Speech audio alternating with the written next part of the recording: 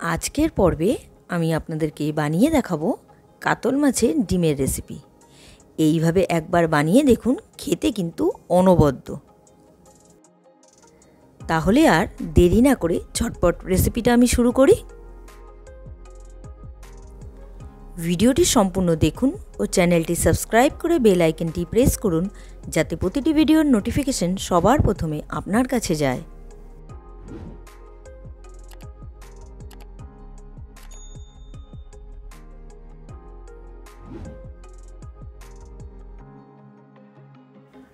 আমি কাতল মাছের ডিমের রেসিপি বানাবো, সেই জন্য নিয়েছি কাতল মাছের ডিম। এবার এর মধ্যে পরবর্তী ইনগ্রেডিয়েন্টসগুলো আমি মিলিয়ে দেবো একে একে। প্রথমেই আমি দিয়ে দিচ্ছি পেঁয়াজ। পেঁয়াজটাকে আমি কিমা করে নিয়েছি। এখানে দুটো বড় সাইজের পেঁয়াজ আছে, কিন্তু আমি পুরোটা ব্যবহার করলাম না, কিছুটা দিলাম আর কিছুটা রেখে দিলাম গ্রেভির জন্য। এবার এর মধ্যে দিয়ে দেবো কাঁচা লঙ্কা কুচি। আমি সামান্য পরিমাণ কাঁচা লঙ্কা কুচি এখানে দিলাম, আর পরবর্তী গ্রেভিতে আমি কিছুটা দিব। এবার দিয়ে দিচ্ছি ধনেপাতা কুচি। এবার দিব আমি আদা আর রসুন একসাথে বেটে নিয়েছি। আমি 1 চামচের মতো আদা রসুন বাটা দিলাম।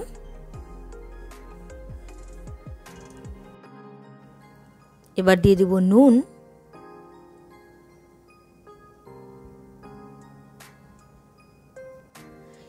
আর বেসন দেব। বেসনটা একটু আন্দাজ মতো দিতে হবে। আমি ছোট চামচের 3 চামচের মতো দিলাম। আমি মেখে নিব। বেসনটা এখানে আন্দাজ মতো দিলাম, পরবর্তীতে মনে হলে আমি পরে আরেকটু ব্যবহার করব বেসন। এবার দিয়ে দিচ্ছি হলুদ গুঁড়ো, আর শুকনো খোলায় ভেজে গুঁড়ো করে নিয়েছি জিরে, সেই জিরে গুঁড়োটা দিয়ে দিলাম। এবার খুব ভালো করে মেখে নিতে হবে। আমি মেখে ভেজে নেব। কড়াইটা বসিয়ে দিয়েছি, ডিমটা মেখে নেওয়া হয়ে গেছে। এবার ডিমটা আমি ভেজে নিচ্ছি।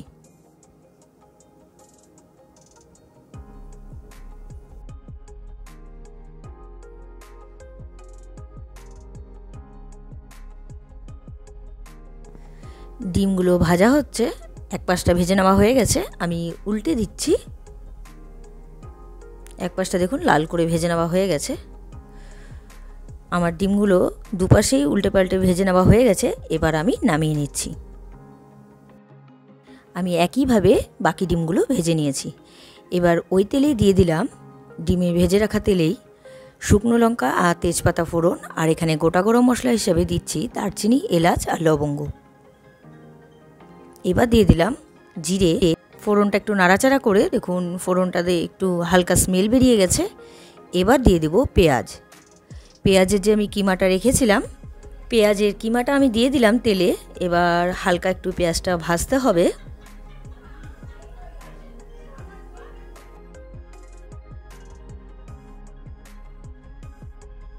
পেঁয়াজটা ভেজে নেওয়া হয়ে গেছে, একটু হালকা ভেজে নিয়েছি। এবার দিয়ে দিলাম কাঁচা লঙ্কা কুচি। কাঁচা লঙ্কা দিয়ে আমি দিয়ে দিব টমেটো কুচি।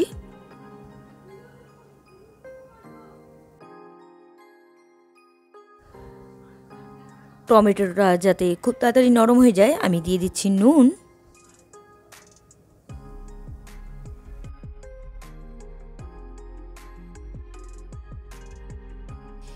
এবার দিয়ে দেব আদা রসুন বাটাটা। আমি একটু জল মিলিয়ে নিয়েছি।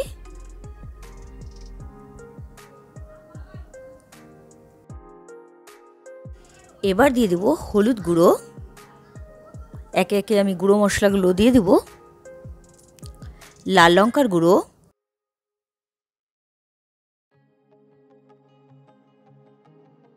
জিরে গুঁড়ো, আর দিয়ে দেব ধনিয়া গুঁড়ো।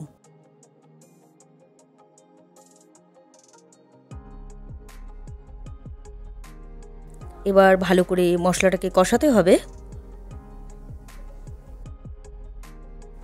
এবার দিয়ে দেব একটু জল, তাহলে মশলাগুলো লেগে যাবে না, মানে পুড়ে যাবে না। সামান্য পরিমাণ জল দিয়ে আমি কষাবো। একটু ঢেকে দিচ্ছি।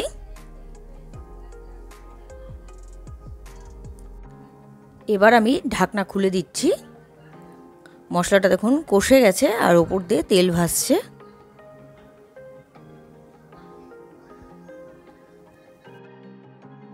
মশলাটা কষে গেছে, এবার দিয়ে দেব জল। গ্রেভি আন্দাজে জলটা দিতে হবে।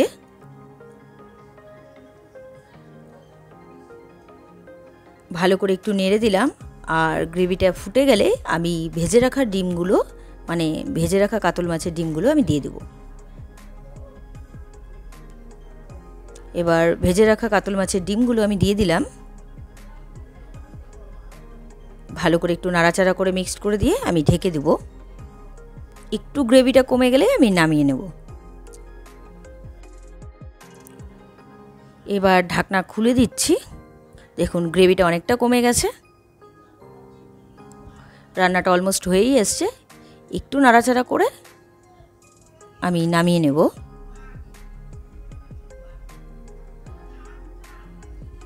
আমি গ্যাসটা অফ করে দিচ্ছি। আজকের এই কাতল মাছের ডিমের রেসিপিটা আপনাদের কেমন লাগলো অবশ্যই আমাকে কমেন্ট করে জানাবেন। যদি রেসিপিটা আপনাদের ভালো লেগে থাকে তাহলে ট্রাই করার অনুরোধ রইল। আর ভিডিওটা ভালো লাগলে like, comment, share and subscribe করতে ভুলবেন না। বাই।